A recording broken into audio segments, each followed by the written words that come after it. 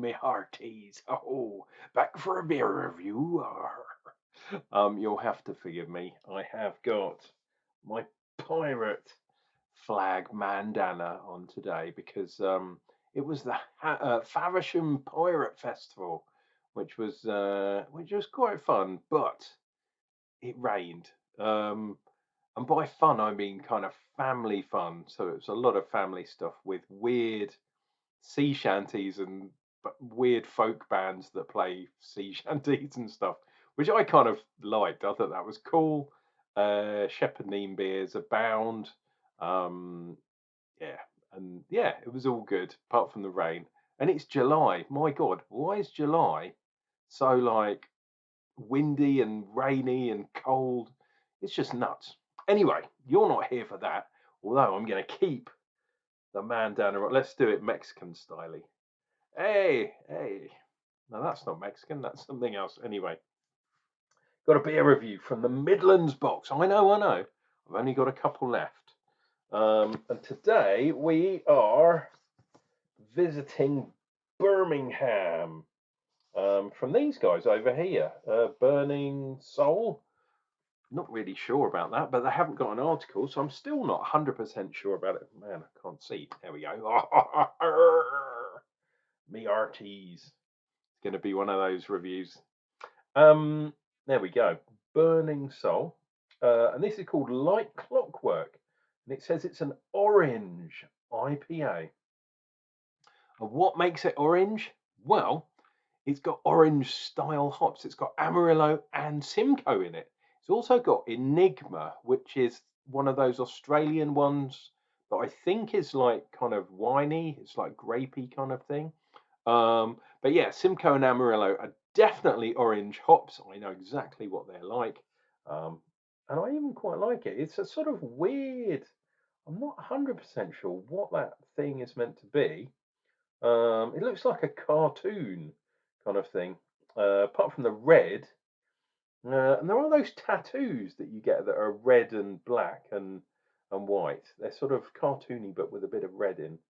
So perhaps that's what it is. I've no idea what that thing is. It looks a bit like a transformer or something weird. Anywho, and there's lots of white. Look at that. Just lots of white on the side of the can, which is unusual. Anyway, there is some blurb on here. It says brewed with an abundance of orange peel, matched with oh, okay, so it's got orange in it as well. Orange peel in it as well. Mapped with Simcoe, Amarillo, and Enigma. So I got those right. It's almost as though I read it beforehand. Great IPA with an orange tang, reminiscent of an old-fashioned what? Of an old-fashioned something. That's not the end of a sentence, but there's a full stop there. Hoppy, citrusy, pithy, and fruity. What have we got in here? We got wheat in there. We have got orange peel, 5.5%, so that's pretty damn good. And let's see. Oh dear, another one of these. Produced and brewed by Attic Brew. Well, we've heard of those before. We've reviewed their beer, which is pretty cool. So I think this is going to be a good one. Again, it's in a small can. Let's see what we get from this bad boy. So do a quick pressure test. I'm not worried because this has been in the fridge for well over a week. So it's nicely chilled down. See what we get from this bad boy. Oh, I'm looking at my glass. It's got watermarks on it. That's terrible. I'll have to. Oh God, look at all that stuff. A big chunk of what shall we say, peel or something. Look at that. If I do it that way round, it's going to be that white side of the can. Let's do it that way round, and I'll sort of go give it one of those hocus pocus. Hopefully, the camera is focused. Well, my God, there's some epic sort of flavors in there. Kind of, what should we say, 75% of a finger's head. And look at that colour. Lovely, lovely, fluffy white head. The camera is not focusing on there at all. which is a shame. But yeah, I'm liking that head. It looks really good. I was gonna say it wasn't that hazy, but damn it, when that sort of dump, hopefully it's just sort of trube and that sort of stuff has made it like, wow, that is proper full on cloudy. And I reckon that is going to make it very bitter, but in a kind of pith, orange, maybe grapefruit way. It's got orange peel in it, and sometimes that gives like a real zesty kind of thing as well. And I'm not really getting much orange. Or maybe I am now. I was going to say I had citrus and I had that general hops, but putting my fingers over the top. Yeah, I'm now getting that kind of thing where, if you dig when you're opening an orange, and sometimes if you dig your nails in, and unfortunately it doesn't go all the way through the skin, and it kind of goes up under your fingernails. It's really annoying.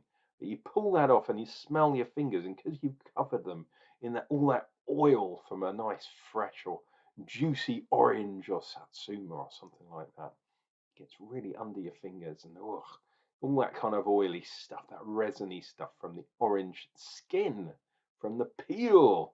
That's what you kind of get. Are you liking this review? I'm sure you are. If you are, why not think about clicking like? Why not subscribe to the channel? I don't always wear a bandana, but I am today. For Faversham Hard Festival. I've had a couple of beers as well.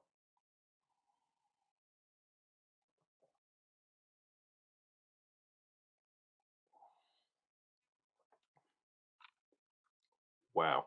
Okay. Mm. So, initially going down, quite sweet.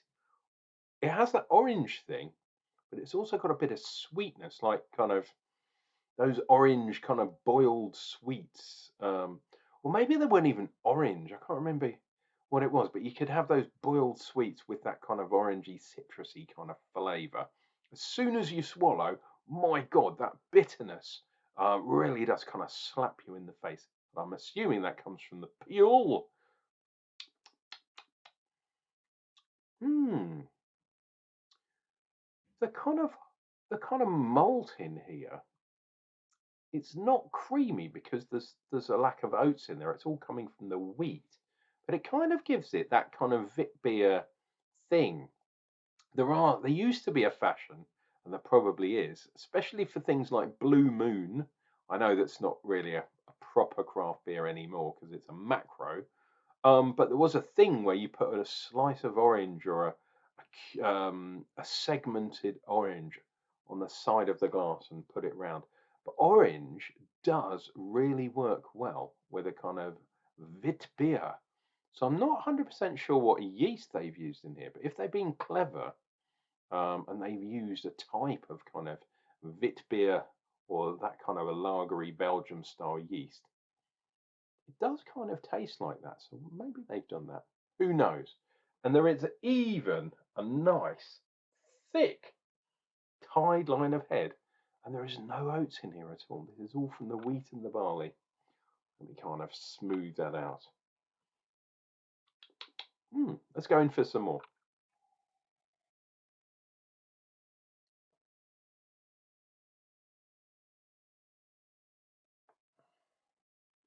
Oh, okay. So now that my taste buds, my palate is used to the kind of peel, the orange, the pith, it's a little bit grapefruity as well. I'm now getting more kind of flavors coming through from the hops, um, which is quite interesting. And in particular, I'm now getting that kind of higher note, which is the enigma, which I'm assuming they've used for dry hopping. Um, and by that, I'm getting that kind of high note. I call it high notes of the kind of wine, the grapefruity type thing. There's also some sort of maybe like melon or grapefruit, that kind of thing. Pardon me. Maybe that's coming from the peel, but it tastes a little bit more juicy than that. So maybe it's either coming from the hops or the peel itself. Um, but it's something that's kind of a bit more juicy. So it's not the oil from, well, I don't think it's the oil from the peel. I think this is coming from the hops, because it's giving it that kind of juicy thing going on. So it's not an oil, it's not a resiny kind of thing. It's more of a juicy thing. If this was a mosaic, I'd know exactly where it was because it's that tropical kind of fruit thing, but it's not. So is it coming from the Enigma or is it coming from one of the other hops? Not 100% sure. Maybe it's the Simcoe because it's that juicy kind of thing. But yeah, could be the Enigma, could be the Simcoe. Amarillo, I always get a nice sort of marmalade kind of twang. So maybe that's where that kind of sweet, boiled sweet kind of orange flavour's coming from. Maybe that's coming from the Amarillo. But they're all quite merged together, so trying to pick things apart is slightly difficult. Um, and yeah, I'm trying to train my brain into kind of into the camera way of doing stuff because I'm going to be at the Ealing Beer Festival this week. I'm going to be doing some judging. In fact, I am the vice chair of one of the tasting groups, um, which unfortunately means I don't think I'm supposed to be drinking that much. I'm supposed to be overseeing things, but I'm definitely going to try and get a sneaky drink in, or at least a sneaky taste in. But what it does mean is, once we finished, and we're doing some judging for the London and South East Beer of the Year, so that's going to be really interesting. And obviously, we're doing the judging for the Beer of the Festival, and Ealing Beer Festival is one of the big ones. It's on Walpole Park. If you know Ealing very well, it's been around for years. It's been around since the 70s, man. It's absolutely nasty. I remember my current better half. She did plant a tree in '73 um, with Chris Cotter. He was the local MP of Ealing in those days, and he was a family friend of hers, so she got involved. I believe she was on the front of the Ealing Gazette. If anyone's got any old copies of that or knows where I can get an old copy from, I would be forever in your debt, because trying to get a picture of her on the cover of that magazine, even if it's a really old grainy photo, it would absolutely make her day. So if anyone knows how to get copies or back copies, it'll probably be on microfiche or something like that. Um, but yeah, that would really make me happy and it would cheer her up, because she's been going through some very dodgy days. Um, I haven't really talked about it, but yeah, she's not in the best of health at the moment. Anyway, less talking, more drinking. Cheers and beers.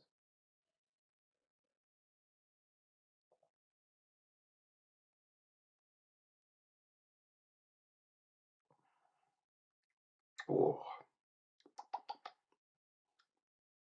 it's so interesting. I've said it loads of times before. How when you're really dialed in, and who am I? I just drink beer on camera for your entertainment, dear viewer. However, um, I'm a firm believer in when you're doing tasting, the first thing you get on the glass will totally be different to the last one. And I'm getting a lot more kind of green, kind of hoppy, generic hoppy stuff, um, as I go down the glass. Look at this. We have distinct lines. So there's my first sip. There's the second sip, a little bit bigger. And then there's my third sip and tiny bit left, which I will drink very, very soon. For those of you on Hop Watch, or sorry, Head Watch, I should say, it's a sort of weird thing there. Oh, these very much remind me of cave paintings when I do Head Watch or Foam Watch. Absolutely ludicrous things, but unfortunately, I've had a couple of beers already. Pardon me. So I can't distinguish things Anywho, let's get this finished. This has been a slightly longer one. I was waxing lyrical far too much. Oh, and you're not here for that. You're here to watch me drink beers and generally entertain you. That was actually a really nice beer from Birmingham. So if you're ever in that neck of the woods, Burning Soul, I believe they're pretty damn new to the scene. Definitely a craft brewery over anything else. There we go. Like Clockwork, orange IPA at 5.5%. Absolutely brilliant. That's going to get reasonably good scores from me. Please consider subscribing and you'll never miss another video. But until then, dear viewer, please take care of yourselves, take care of each other, and Unclejona will return with another beer review real soon.